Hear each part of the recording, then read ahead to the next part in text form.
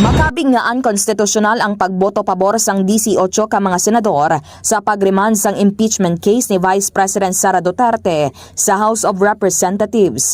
Ini ang suno kay retired political science professor nga si Tom Taliedo. Sa riin iya ginpahayag nga kaangay nga wala gintungdan sa mga senador ang obligasyon sa konstitusyon amuman sa moral nga aspeto tungod na saad sa konstitusyon nga ang Senado ang magaserbe bilang judging body, mag-a-analyze sa mga ebidensya kag magahatag sang verdict sa impeachment case.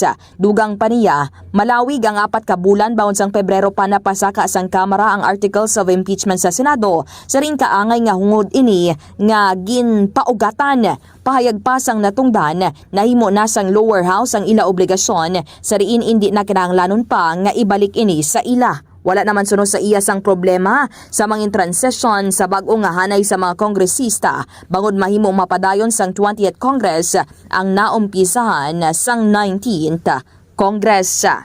Yari ang kabahin sang pahayag ni Taliedo. No, so now may crisis, may constitutional crisis. Tungkol wala din pati ang constitution. Sino ang nag-initiate siya ng sino nagtugas? Nga kung diyan ining 18 ka mga senador.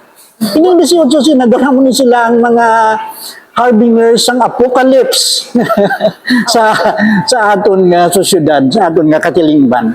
Report nagikan sa Iloilo. Inisi ka K5, Kim Montaño Caluyo para sa Kampiyon nga Balita, Serbisyo Publiko. Kagalingawan sa Iloilo, number 1 na kita, K5 News FM.